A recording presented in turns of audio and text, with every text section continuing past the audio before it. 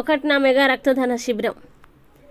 దక్షిణ MLA Vamsikrishna Srinivas, Janasena party అధినేత, రాష్ట్ర ఉప ముఖ్యమంత్రి పవన్ కళ్యాణ్ పుట్టినరోజు వేడుకల్లో భాగంగా మెగా రక్తదాన శిబిరం నిర్వహిస్తామని విశాఖ దక్షిణ నియోజకవర్గం ఎమ్మెల్యే, జనసేన నగర అధ్యక్షుడు వంశీకృష్ణ శ్రీనివాస్ వెల్లడించారు.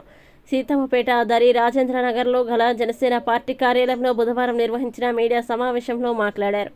సెప్టెంబర్ 1వ తేదీన ఉదయం 8 గంటల నుంచి రాత్రి 8 గంటల వరకు సీతమ్మపేట దరి రాజేంద్రనగర్లో గల పార్టీ కార్యాలయంలో తన ఆధ్వర్యంలో మెగా రక్తదాన శిబిరం జరుగుతుందని తెలిపారు. జీవీఎంసీ పరిధి 98వ వార్డుల కార్యకర్తలు, అభిమానులు స్వచ్ఛందంగా రక్తదానం కోసం పేరు నమోదు చేసుకున్నారని తెలిపారు. పలు సేవా కార్యక్రమాల్ని, ఆర్బీకే బీచ్ క్లీనింగ్, 30న మొక్కలు నాటే కార్యక్రమాన్ని తలపెట్టిన దక్షిణ నియోజకవర్గంలో అటవీ శాఖ, పోర్టు సహకారంతో 5,000 మొక్కలు నాటుతామన్నారు. మిగిలిన నియోజకవర్గాల్లో కూడా మొక్కలు పార్టీ పలువురు చేరికలు ఉంటాయి. విశాఖలో రక్తం కొరత తీర్చేలా శిబిరం పేదలు, బడుగు బలహీన వర్గాలకే అండగా ఉంటాం. పవన్ కళ్యాణ్ ఆశయాల సాధనకు కృషి చేస్తామన్నారు. కూటమి ప్రభుత్వం జనరంజక పాలన చేస్తుందన్నారు.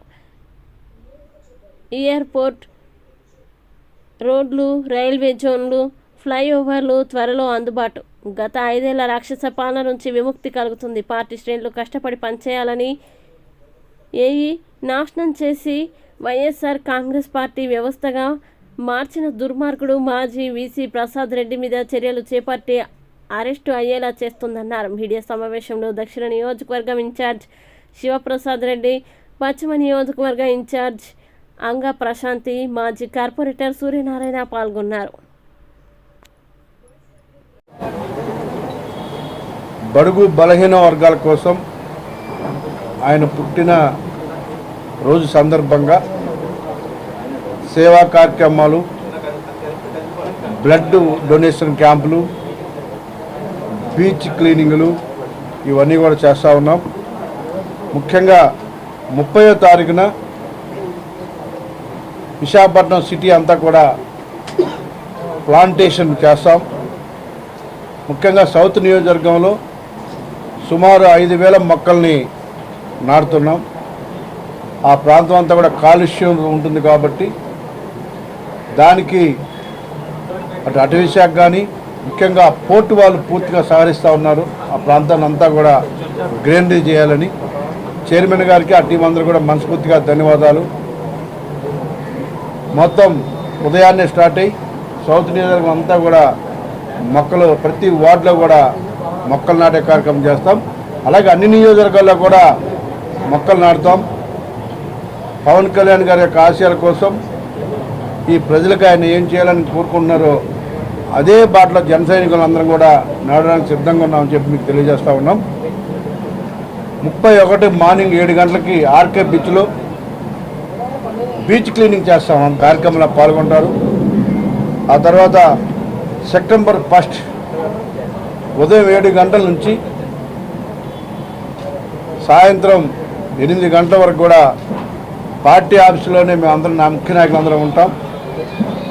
ఇక్కడ బ్లడ్ డొనేషన్ క్యాంపు కంటిన్యూగా రన్ అవుతూ ఉంది మార్నింగ్ నుంచి ఈవినింగ్ వరకు. అలాగే పార్టీలో జాయినింగ్స్ కూడా ఉన్నాయి చాలా. ఆ జాయినింగ్స్ అన్నీ కూడా అదే రోజున ఇక్కడే జాయినింగ్స్ కూడా అన్నీ కూడా పెడతాం. ఆ రోజు ఉదయం నుంచి సాయంత్రం కూడా నాయకులు అందరం కూడా ఇదే ఆఫీసులో అందుబాటులో ఉంటాం. ప్రతి ఒక్కరు కూడా ఎవరైతే ఈ రాష్ట్రంలో బ్లడ్ కొరతతో ఇబ్బంది పడుతున్నారో ప్రతి ఒక్కరికి కూడా బ్లడ్ ఇచ్చే విధంగా జన సైనికులు అందరూ కూడా బ్లడ్ ఇస్తూ ఉన్నారు. ఇక్కడ చాలా బ్లడ్ కొరత ఉంది విశాఖపట్నంలో. ఆ కొరతను తగ్గించడానికి మా వంతు మేము కృషి చేస్తాం. ఇకపోతే పుట్టినరోజున 2వ తారీఖున 98 వార్డులో కూడా బర్త్డే సెలబ్రేషన్ జరుగుతాయి. ఎక్కడ ఇన్ఛార్జీలు అక్కడ అన్ని కార్యక్రమాల్లో పాల్గొంటారు. వాడవాడలో కూడా ఒక పండుగ వాతావరణంలో పవన్ కళ్యాణ్ గారి యొక్క బర్త్డే సెలబ్రేషన్ జరుగుతాయి.